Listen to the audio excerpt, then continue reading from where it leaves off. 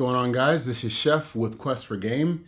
Today's video, we're going to go over the new meta. Now, I went to the PPG 10K and the 15K over the weekend, and there has been a massive shift in decks playing since Worlds. So today, we're going to go over those different meta trends. We're going to go over the top deck lists, so that way you're prepared for set championships. All right, without further ado, let's get going.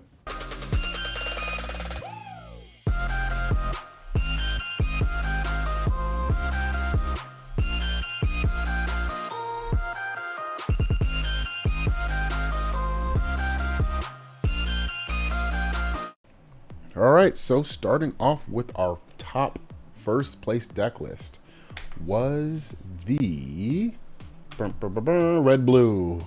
Not a big surprise there. So what I'm seeing with a lot of these formats, and I guess this is why we're doing a set rotation, is red blue is very dominant. If you have Maui Shark out and you start playing all these actions, I don't really see much that your opponent can do. Everything here looks fairly standard. I like how they added the Hades now. Goofy's gone back in. Maui Hero to All is back at a 4 of.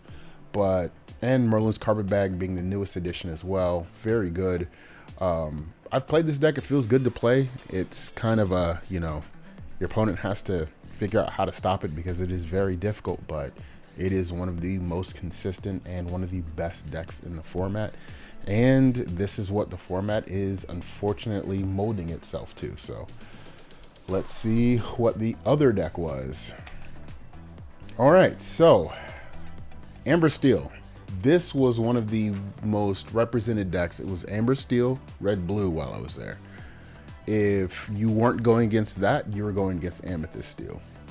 The weird thing is, if you cannot beat these decks natively, both of them, you weren't playing Lorcana. So even looking at this build, I mean, this is very different from what we're used to seeing. Most times we're used to seeing song decks. This one has, the Rhino and the Cindy. I mean, that's very common. This one has docks and not a single whole new world or Beyond the Horizon. So this is similar to like an aggro list, but it's kind of mid-range as well. It's playing 4 Daisy Ducks. Now, Daisy Duck it's an older card. I'm actually surprised that it's only now starting to get play. It's a really good card. I'm assuming the reason that they're doing this is if Red Blue doesn't have a hand to go off of, they don't really have much of a play in general, and they have to rely off of their top decks. But if you can stop them from basically shutting them down early game, you can just quest out. Hence why you have 2 You Have Forgotten is also great card, and they have 2 Bare Necessities. So it's like a discard and an aggro deck all at the same time. And this was what was second place. All right, third place, another Amber Steel deck. This one is similar, but it is kind of in between more of a song deck, but still aggro. It's kind of weird. We have all of the songs here. We have our singers here, and it's not playing aerial. That's really interesting. So we have Aurora, and whenever you remove 1 or more damage from a character, ready this character. She can't quest or challenge for the rest of this turn. So this will essentially sing more than once if you can remove 1 damage from a character, plus it will ready itself so it can't get attacked. So pretty good card. It's interesting that they're not playing aerial. And we have Robin Hood, deal 1 damage to chosen character. I guess this is supposed to take out aggro, which naturally it'll do that pretty well. And you have Piglet, you have Mr. Smee. Again, no whole new worlds, just Doc. It's really interesting. This was third place. Compared to second and third, they're similar strategies, but they vary slightly. But it's almost like you're doing aggro mid-range in a way. It's kind of strange, but that makes sense why this one did well. 4 Goofies as well. just to make sure that their characters stay ready. It's pretty good. Fourth place, another Amber Steel deck. This one is looking more traditional. We have Namari from the new set, and it seems like just Rhino Namari might be the only new cards. I'm assuming the Namari must be there for McDuck Manor and other big characters, but also has a pretty decent effect as well. This one is playing, however, for a whole new worlds, which is pretty cool, and 3 Naveen's. Now, this is something that you don't really see very often anymore, but that's pretty good. And 4 Troubadours. Yeah, so we have 3 Amber Steel. So we are officially in an Amber Steel meta with sprinkles of red blue. I will say, in my personal experience, I only went against red blue mostly and Amethyst Steel. I didn't go against Amber Steel somehow, but it was very, very unlucky for me because I had a better matchup for them. Okay, so we have top 8 deck list. We have green yellow. Now, this deck I've actually got the chance to try, and it is really spicy. So the cool thing with this is you have Aladdin here, which has Ward. So against Amber Steel, they don't really have a way of outing this, and you can basically say that you have a body to hit with on board, which is really good. You have Louis. Now, Louis cool because you can just give something reckless so they can't quest with it. It's really good against a Diablo, so that way if they don't have a song to sing and they can't really get rid of Louis by other means, they have to essentially attack it. And if they can't attack it, then it's not exerted, they don't get the draw. So that's actually pretty good tech. That's a 4 of. It worked in several situations. 4 Prince John is wild. This deck is the epitome of toxic. It has so much. It has Lost in the Woods, which reduces all your opponent's characters by 2, so that way you can hit them with Under the Sea, especially in combination with Kita.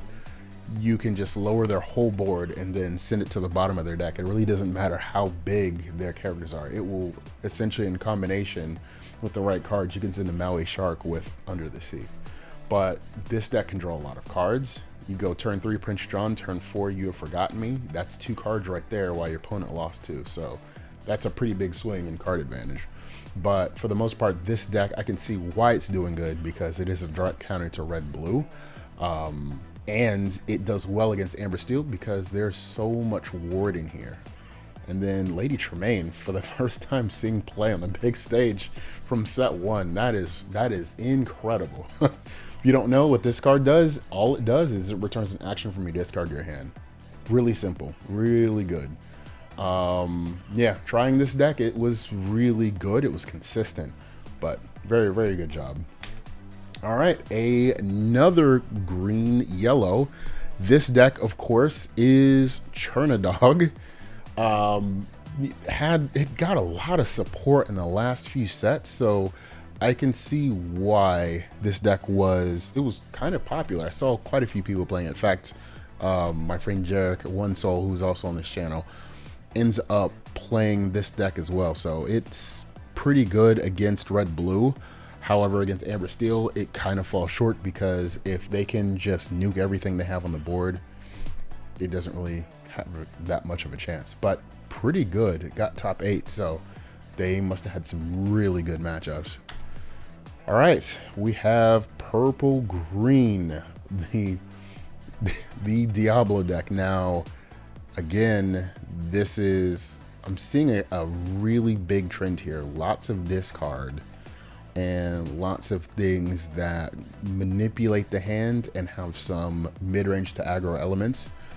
This one plays the Peter Pan, so that way they can give their rush characters, or evasive characters rush, making sure that they can take out those Maui Sharks and everything like that, and also giving them the ability sometimes to take out locations. But yeah, it's a pretty standard build for the most part. We got wrong lever, pull the lever. You have, Hypnotic Strength. Now this is a card. Draw a card, chosen character gets challenger +2 this turn. Yeah, that's an action you don't see very often. Of course, we have Shift Bell, only a 1 of. That's kind of interesting.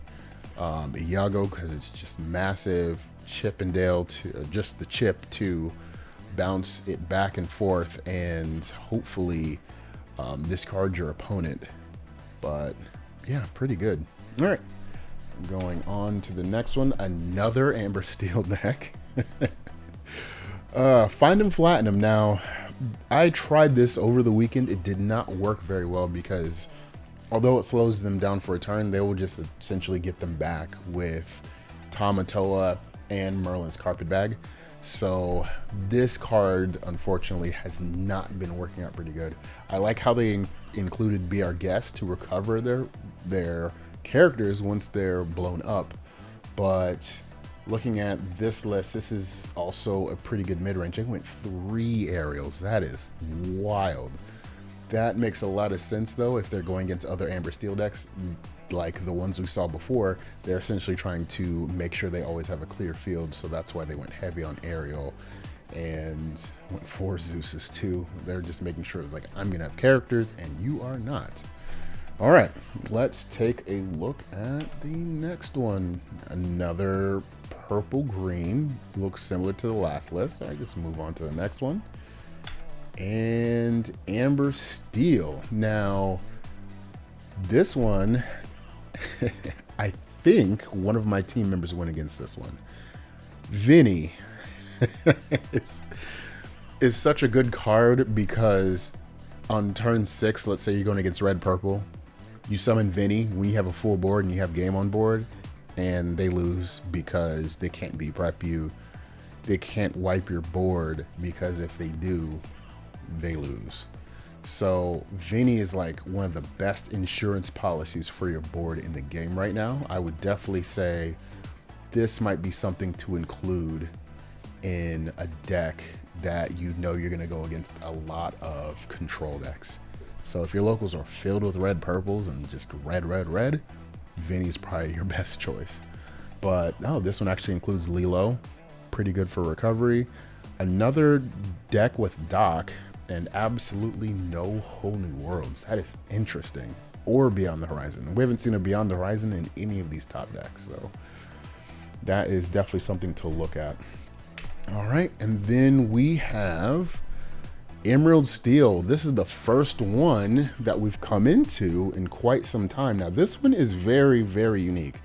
Notice that we don't have the typical discard control build, which doesn't quite work in this format because the resurgence of Amber Steel makes the deck pretty much impossible to play because they will make a wide board that they can't deal with, simultaneously popping everything that they bring out that's of importance, that being Ursula, Diablo, everything.